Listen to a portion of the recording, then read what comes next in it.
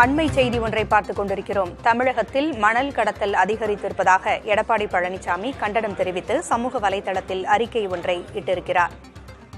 2 நாட்களுக்கு முன்பு புதுக்கோட்டை இலுப்பூரில் மணல் கடத்தலை தடுக்க முயன்ற கோட்டாட்சியரை லாரி ஏற்றி கொல்ல முயற்சி நடந்தது.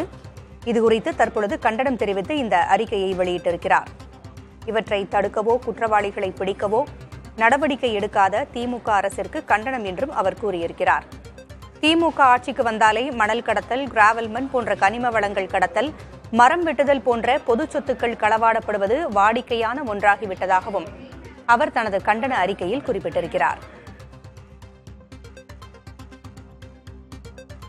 மணல் கடத்தல் தொடர்பான பல்வேறு சம்பவங்களை சுட்டிக்காட்டி அவர் இந்த அறிக்கையை பதிவிட்டிருக்கிறார்.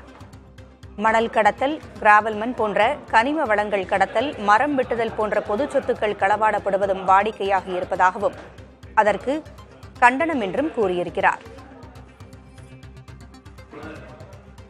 விவரங்களை வழங்க செய்தியாளர் ரமேஷ் இணைந்திருக்கிறார். ரமேஷ், சமூக வலைதளத்தில் எடப்பாடி பழனிசாமி கண்டனம் தெரிவித்து பதிவிட்டிருக்கிறார். விவரம் என்ன?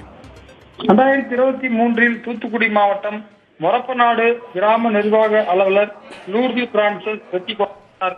அதே போல தூத்துக்குடியில் வட்டார போக்குவரத்து அலுவலரை ஆளும் கட்சி நிர்வாக ஒருமையில் பேசி கொலை மிரட்டல் விடுத்த சம்பவம் சமூக வலைதளங்களில் பேசுபொருளாகியது எனவும் எடப்பாடி பழனிசாமி அறிக்கையில் சொல்கிறார். தமிழகம் முழுவதும் இதுபோல் பல்வேறு சம்பவங்கள் நடைபெறுவதும் இந்த ஆட்சியாளர்கள் எந்த நடவடிக்கையும் எடுக்காமல் கை கட்டி வேடிக்கை பார்ப்பதும் வெட்கக்கேடானது எனவும் இதன் நிச்சயமாக 2 தினங்களுக்கு முன்பு புதுக்கோட்டை இலுப்பூரில் மணல் கடத்தலை தடுக்க என்ற கோட்டாட்சியரை லாரி ஏற்றி கொள்ள முயன்ற கொடுமை அரங்கேறிவிட்டதாகவும் இதை தடுக்கவோ குற்றவாளிகளை பிடிக்கவோ நடவடிக்கை எடுக்காத திமுக அரசு இது போன்ற செய்திகளை மக்கள் வெளிச்சத்திற்கு வராதபடி தடுப்பதில் முனைப்பு காட்டுவதாகவும் இது கண்டனத்திற்குரியது எனவும் எடப்பாடி பழனிசாமி அந்த அறிக்கையில் தெரிவித்திருக்கிறார். பூங்குழலி, தகவல்களை வழங்கியமைக்கு நன்றி ரமேஷ்.